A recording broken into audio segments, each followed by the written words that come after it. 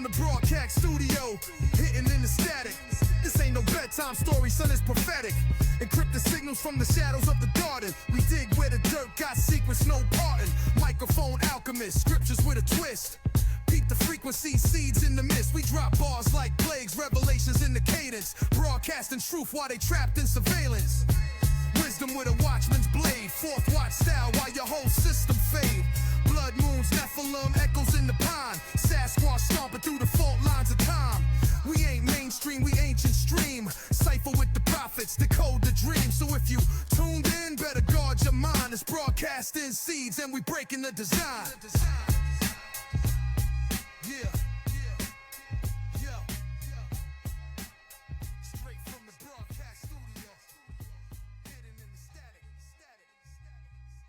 Hey there, folks. Welcome to another episode of Broadcasting Seeds. I'm your host, Bennett Tanton, here to plow the fertile fields of your mind with a little something strange, a little unsettling, and maybe even a touch conspiratorial.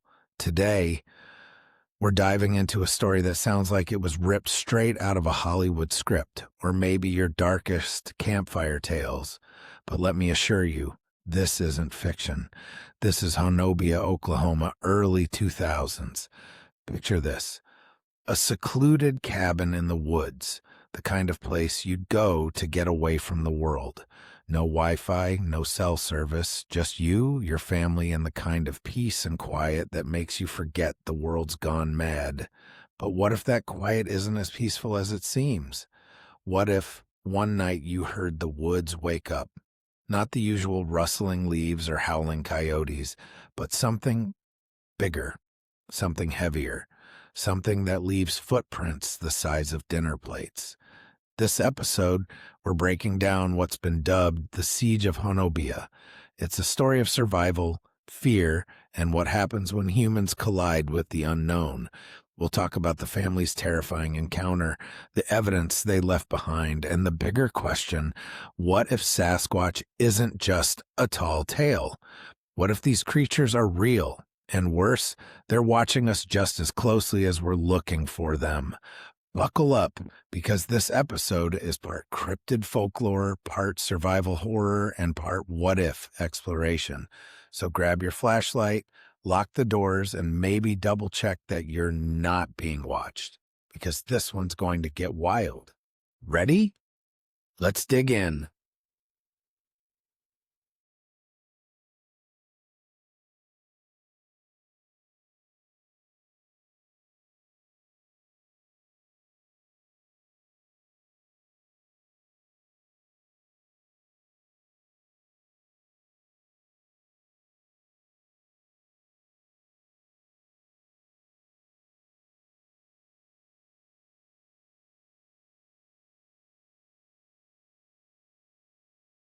Let's start with the setting, because Honobia, Oklahoma isn't the kind of place you stumble into.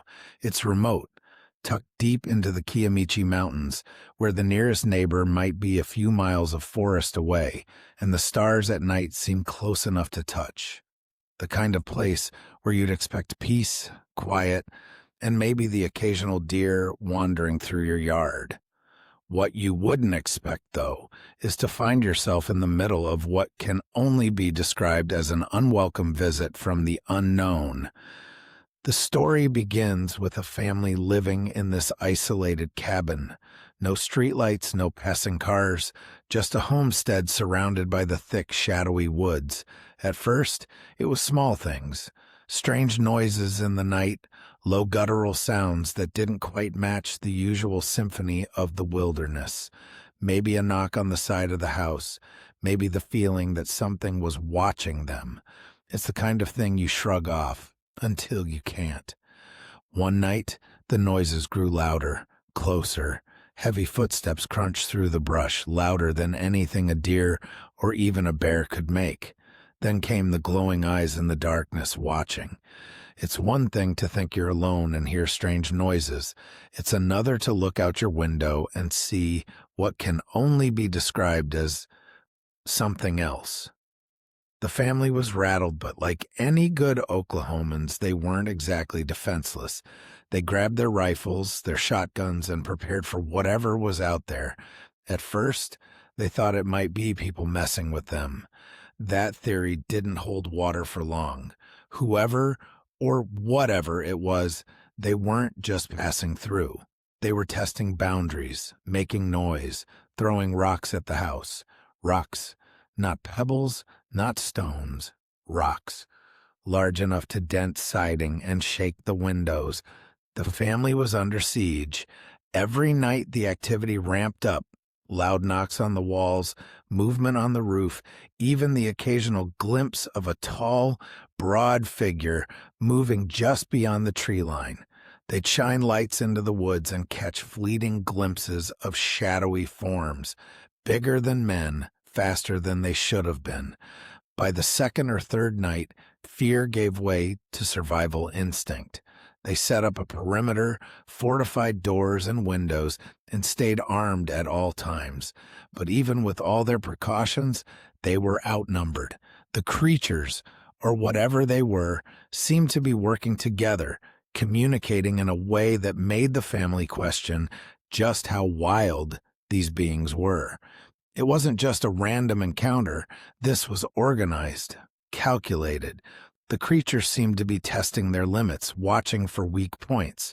At one point, they found fences torn down and tools scattered, deliberate acts, not random destruction. It was as if the intruders were sending a message. We're here, and we're not leaving. What makes this part of the story so unsettling is the calculated nature of it all. These weren't mindless animals acting on instinct. This was something intelligent, something with a plan. And that's where things start to get really uncomfortable. Was it territorial, defensive, or were they just curious about the humans who had wandered into their domain? Whatever the case, the family wasn't sticking around to find out. They eventually packed up and left, leaving their cabin and this strange, terrifying chapter of their lives behind.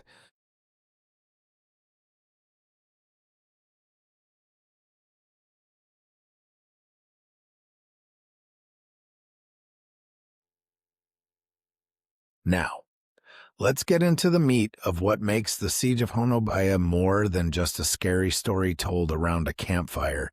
The evidence. This wasn't just a case of a family hearing spooky noises and overreacting.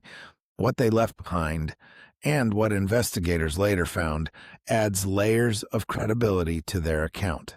First, let's talk physical evidence.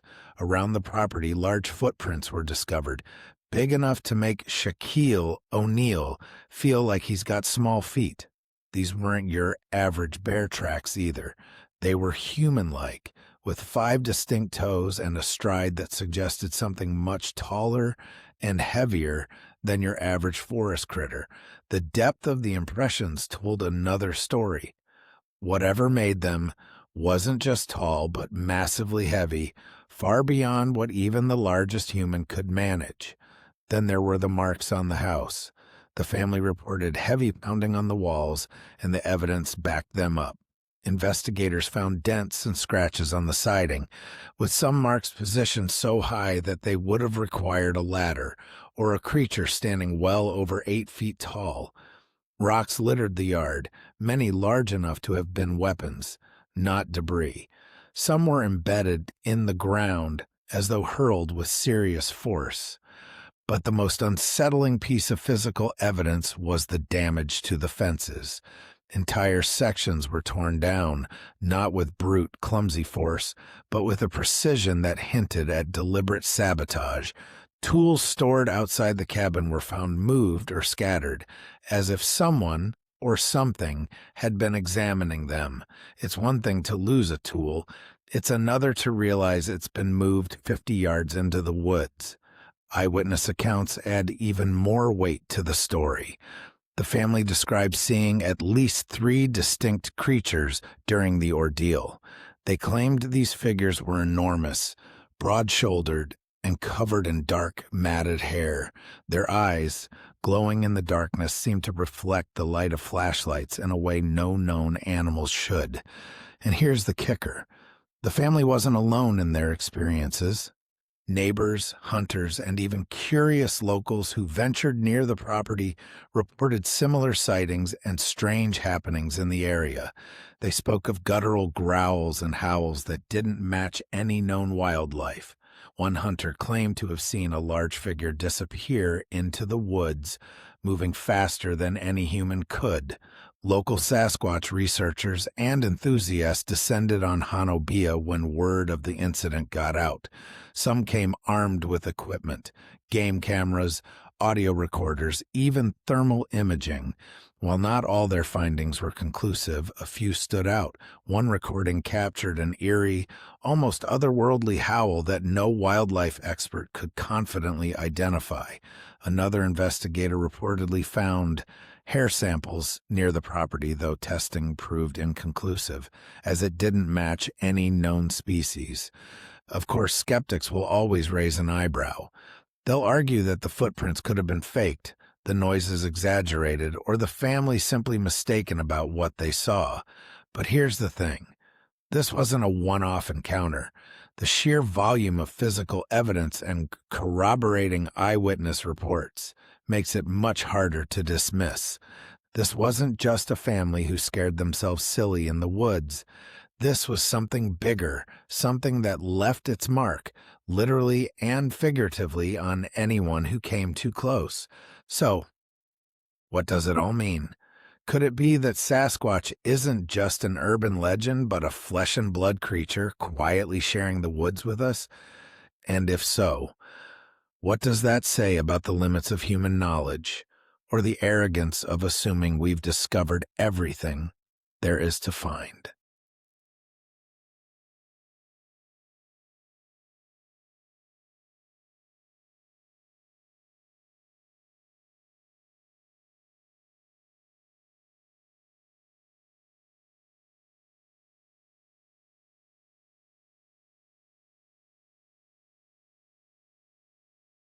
So, what kind of creature does this?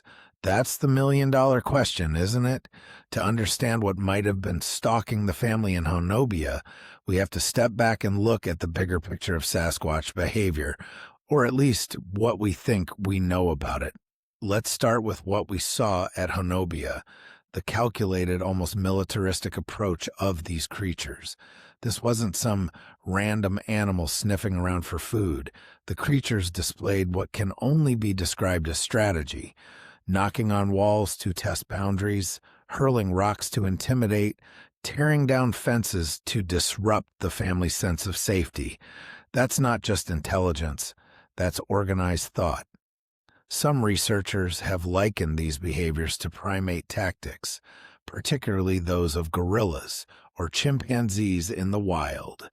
These animals are known to throw objects and engage in territorial displays to assert dominance or ward off perceived threats. But what if it's more than that? What if this wasn't just territorial behavior? Some theorists believe that Sasquatch operates in small, tight-knit social groups, much like wolves or even early humans. The way the creatures at Honobia seem to work together, communicating through vocalizations, moving as a unit, suggests a level of social complexity that goes far beyond what we see in most wildlife. Could Sasquatch have their own hierarchy, their own tribes, if you will? And if that's true, what does that mean for us, the unwelcome intruders in their territory? There's another angle to consider: curiosity. While the events at Honobia were undeniably terrifying for the family involved, it's worth asking whether the creatures ever intended to harm them. Some researchers propose that Sasquatch may view humans the way we view them, as mysterious, potentially dangerous, but also fascinating. The rock throwing, the knocking on walls, the movement just at the edge of the tree line. It could all have been a way of observing, testing, and interacting without crossing a line. Think of it as their version of knocking on the neighbor's door to borrow sugar. If the neighbor was 8 feet tall and covered in fur. But then there's the darker side of the theory. What if the siege wasn't curiosity, but a warning? Many indigenous cultures have legends of wild men or forest giants, beings that are often described as protectors of nature. Some tribes in the Pacific Northwest view Sasquatch as guardians of the land, creatures that don't take kindly to humans encroaching on their domain. Could the Honobia incident have been an example of these creatures enforcing their boundaries, letting the family know they had crossed a line? And then there's the possibility that Sasquatch is something more than a mere animal. Some researchers and theorists speculate that Sasquatch may possess abilities we don't fully understand: heightened senses, advanced communication, maybe even some kind of spiritual or supernatural connection. It sounds far-fetched, sure, but then again, so does the idea of an 8-foot-tall hairy biped roaming the woods in the first place. If we're going to entertain one wild idea, why not a few more? This brings us to a fundamental question. If Sasquatch is real, and let's just say if for now, why haven't we caught one? Why hasn't someone dragged a body out of the woods or snapped a photo so clear it would make the cover of Time? The answer might lie in what we've already seen at Honobia. These creatures are elusive, intelligent, and possibly even capable of avoiding detection in ways we don't yet understand. Whether it's through sheer cunning, heightened awareness, or some other unknown factor, they seem to have mastered the art of living in the shadows. And maybe that's what's most unsettling about the Siege of Honobia. It's not just that these creatures might exist, it's that they might be smarter, faster, and more resourceful than we've given them credit for. They're not just hiding from us, they're actively staying one step ahead. So where does that leave us? The Honobia incident is a case study in what happens when humanity bumps up against the unknown. It challenges our assumptions, forces us to confront our fears, and reminds us that the world is still full of mysteries we can't explain. And maybe, just maybe, that's a good thing. After all, life's a lot more interesting when the woods aren't empty, isn't it?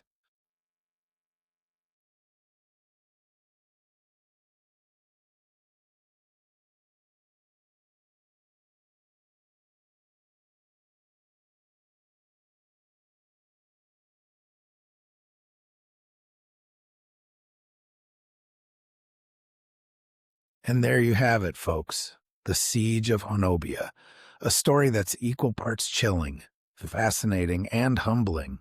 If this tale teaches us anything, it's that there's still so much we don't understand about the world around us.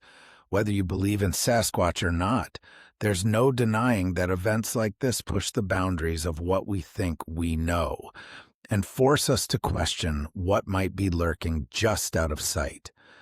Maybe the Honobia creatures were curious, maybe they were territorial, or maybe they were sending a message. Whatever the case, their actions and the evidence left behind are a reminder that the line between myth and reality isn't as clear as we like to think.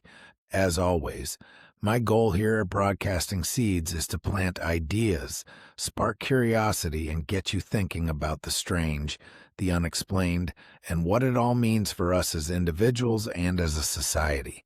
Because let's face it, life's too short to ignore the mysteries that make it interesting. If you enjoyed this episode, do me a favor, like it, share it, and leave a review. It helps us grow, and it helps get these stories out to more people. And hey, if you've got your own strange encounter or theory to share, I'd love to hear it. Drop me a line. Maybe your story will be the seed for a future episode. Until next time, stay curious, stay questioning, and maybe think twice before wandering too far into the woods. I'm Bennett Tanton, and this is Broadcasting Seeds. Thanks for listening. See you next time.